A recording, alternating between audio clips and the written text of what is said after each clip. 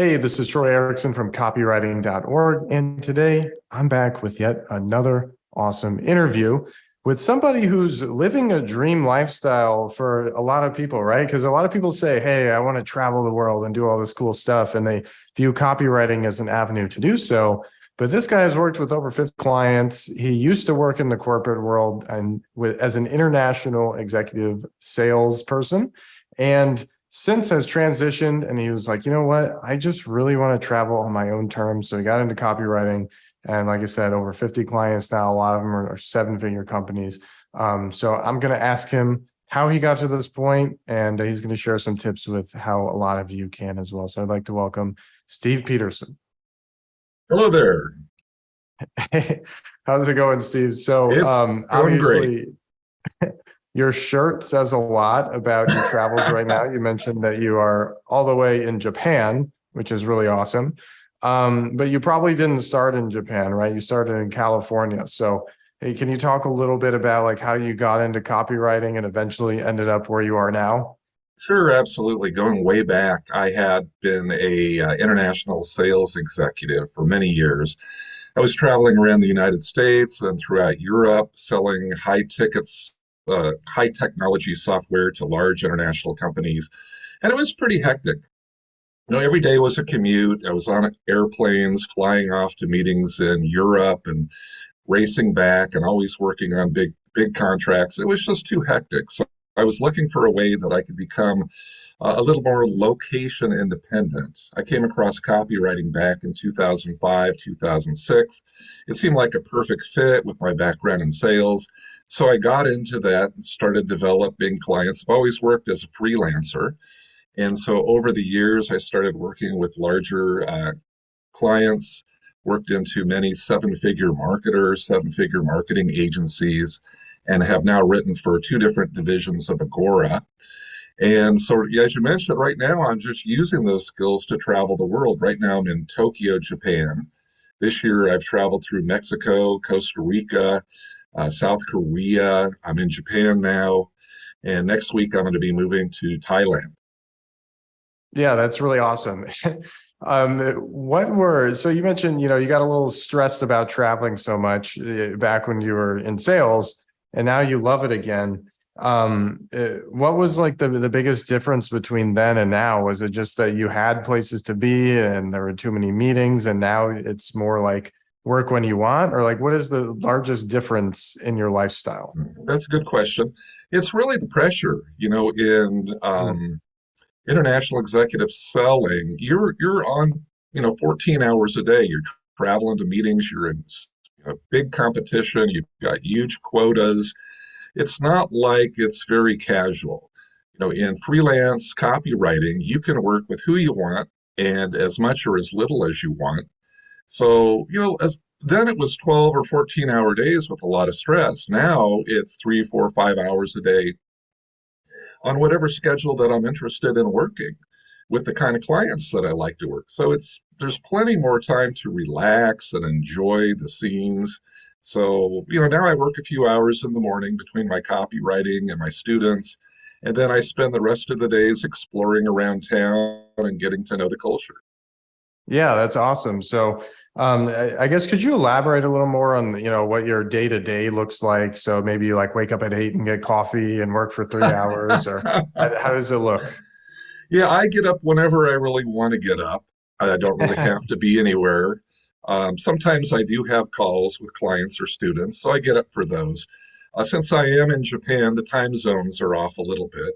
So usually I start my day with a few calls. If something's on the schedule at 8 o'clock. So 8 o'clock in Tokyo is about 3 o'clock on the West Coast.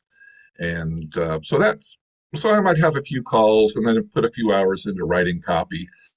And then I'm usually done by 12, sometimes 11.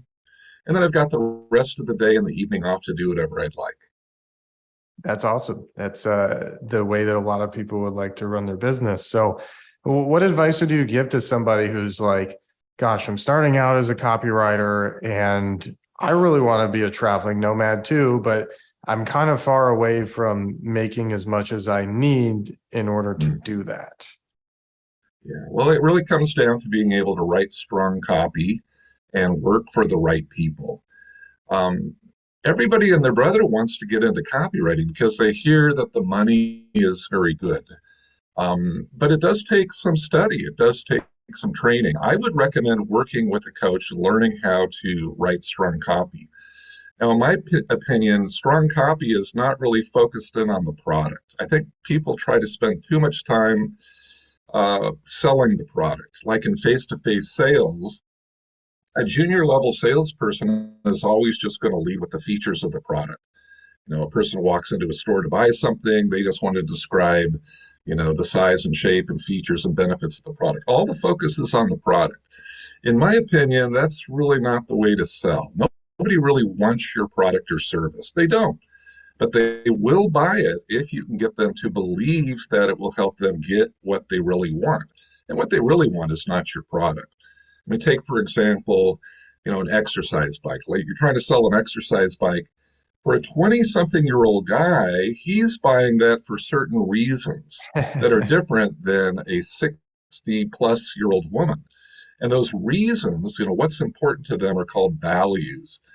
Values come in two flavors: moving towards values and moving away values.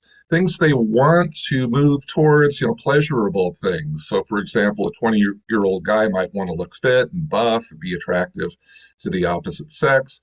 A 60-year-old woman may not be thinking that's the most important thing to her. She wants to perhaps lower her blood pressure, increase her longevity, or to get away from the aches and pains and creaks that she's feeling in her body. So, the most important thing for copywriters is to understand that principle of value-based selling and that nobody really wants your product. You have to be able to sell differently to different people.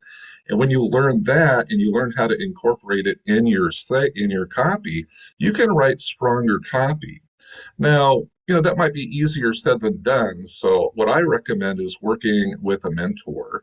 Write some copy, hire somebody who's a senior level copywriter, work with them, get your sample stronger, and then you can reach out to people who are looking for good copywriters. I mean, there's plenty of work out there, and there's just too many people that are just, they're not very good copywriters, and they're just not reaching out to the right people. So it's not as difficult as it might seem. So many people try to learn, for free on YouTube and reading books. I recommend just working with a senior person.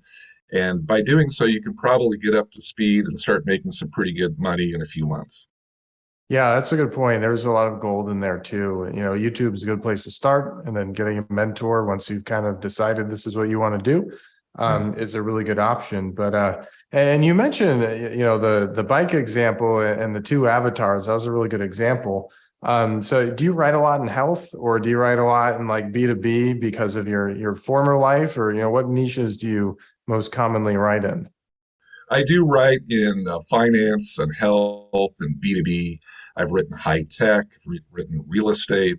So I have an underlying structure that I use that I learn in sales that allows me to quickly understand the avatar, more importantly, the values of each different niche. And so I just apply the underlying principles of value-based selling along with what's called NLP, or neuro-linguistic programming language patterns, that are just ways to be more persuasive with people.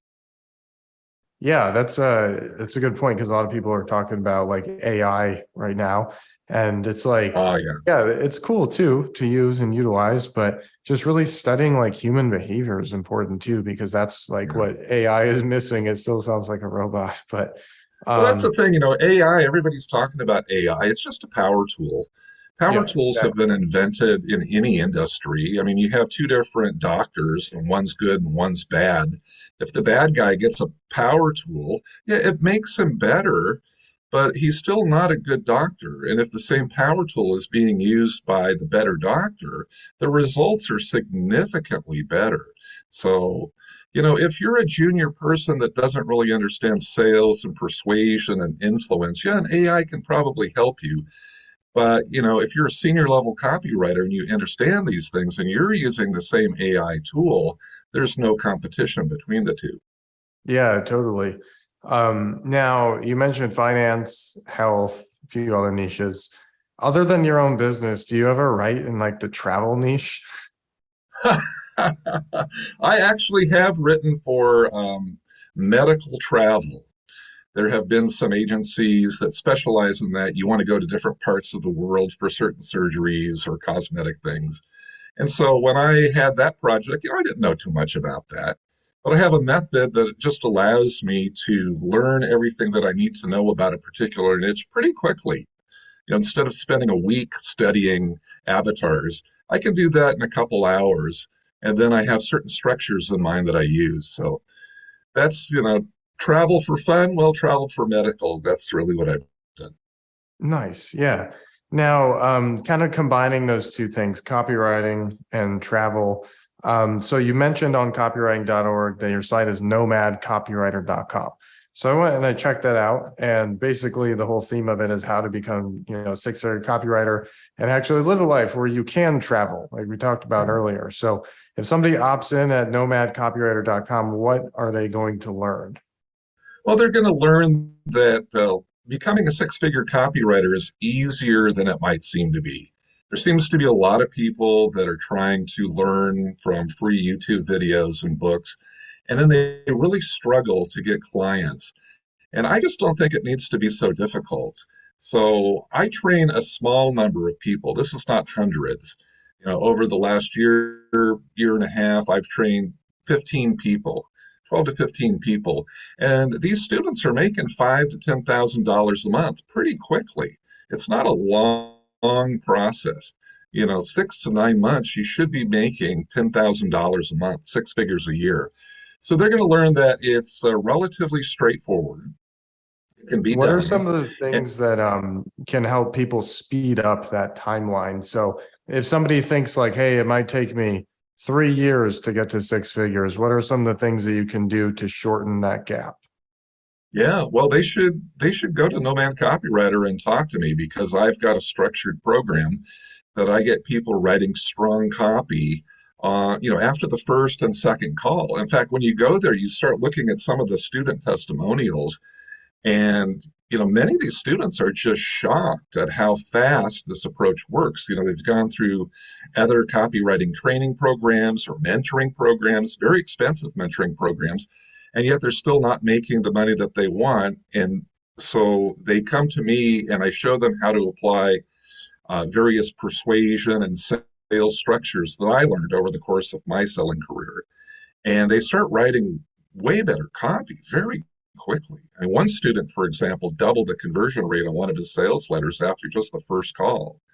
So, yeah, come on over there, check it out, talk to me about that. I have a first call, like a low price first call, to just introduce you into the concept of value based selling and neurolinguistic programming language patterns and the way to focus your copy less on the product, but more on the values of the prospect. What would you say is like the number one tip that helps most of your students, that maybe like something common that a lot of people struggle with that you help them with on the calls? Well, to me, the biggest thing is that junior salespeople and junior copywriters are putting too much focus on the product. You get an assignment and everybody just wants to look at the product and create a feature list and then somehow convert the features to benefits. And all the focus, all the attention is on the product. And what I teach is nobody wants the product. Nobody wants to buy it, the product or the service. So you need to switch gears and not focus on that so much. You need to, as they say, traditionally, you need to enter the conversation going on inside the prospect's mind. And that's not really about the product. And they might not even really understand that. They're coming in to look at a product, but really what they want is something else. And all they're trying to determine is if this product is going to be the means to their end. And so if you can completely refocus away from just the product and more in line with what they're looking for, all of a sudden now the product really looks interesting because it's being viewed as the means to their end. So it's really a different mindset, a different focus in terms of persuasion. Yeah, exactly. Levels of awareness as well, because a lot of people don't even know that they need a product to solve their Yeah, well, problems. that's the Eugene Swartz kind of model of levels of awareness, and that's another thing that's quite valuable too. Yeah, 100%. So yeah, thanks for sharing. And for me as well, like, gosh, I think middle of 2019 is where I was like, oh, I know what copywriting is. Like I was doing some Facebook ads prior to that, but so I started taking it seriously. And for obviously I accelerated quickly, but for me to hit 10K a month, I did it. I think it was February. Is January or February of 2020. So took, in that 6 to 9 month range that you mentioned. So for anybody listening who's like, are you sure about that? It is possible. There's, no guarantee for Definitely. anybody, but it certainly is possible. So especially if you're somebody who enjoys traveling, nomadcopywriter.com is the Yeah, come place to on go by. where you can connect with Steve. So Steve, thanks for hopping on here and My pleasure. sharing some tips. So, and for anybody else who wants to check out copywriting.org, go visit and subscribe on YouTube. And we'll see you next time.